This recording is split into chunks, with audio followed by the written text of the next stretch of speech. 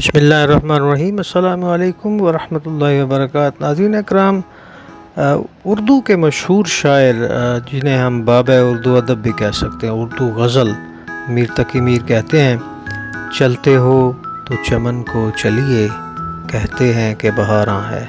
اور کچھ ایسی ہی ترغیب ہمیں انگلش کے ایک بہت پوائنیئر قسم کے جو شاعر ہیں ولیم ورڈزورتھ بھی دیتے ہیں۔ وہ کہتے ہیں کہ اگر آپ کو پیار کرنا ہے، محبت کرنی ہے، عقیدت رکھنی ہے تو فطرت سے رکھیے۔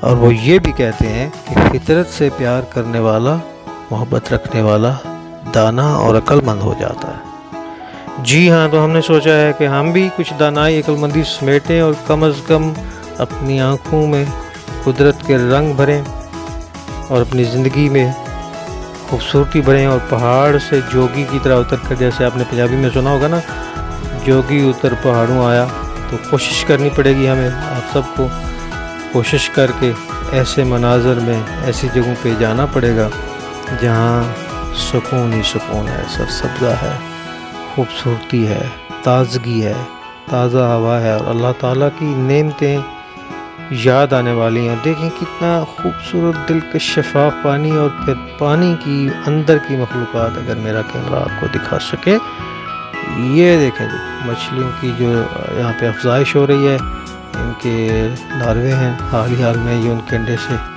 نکلے ہوئے، اور آپ کو دکھائیں گے یہ ان کی جو بڑی مچھلیاں ہیں، کم از کم 2-3 فیٹ اور مختلف رنگوں میں، پیلی، اورنج، کالی، سرمئی مچھلیاں ہیں، اور بچے ان کو دیکھ کر بہت محظوظ ہوتے ہیں۔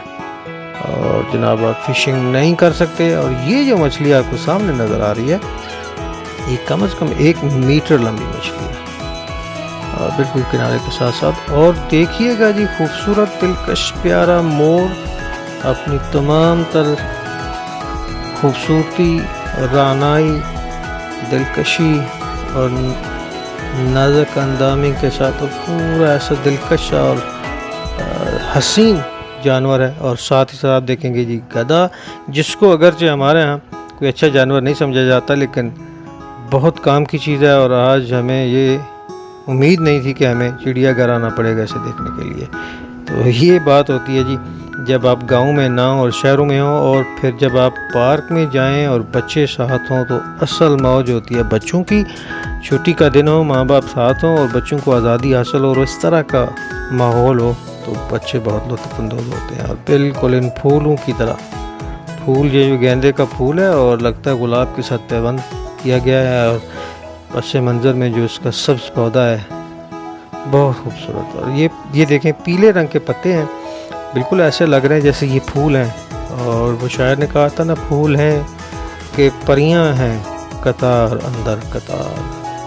ہمیں ایسی جگہوں پہ جا کے اللہ تعالیٰ کی نعمتوں کو یاد کرنا چاہیے، ان سے لطف اندوز ہونا چاہیے، اور تمام تر فیملی اور دوسرے لوگوں کو جب موقع ملے تو ضرور ہمیں اپنی مصروفیت سے وقت نکال کر پھولوں کے ساتھ، پرندوں کے ساتھ، فطرت کے ساتھ وقت گزارنا چاہیے۔ مہکتے رہیے، شاد رہیے، اور آباد رہیے، اور ہمیشہ تر و تازہ رہیے۔ اللہ حافظ۔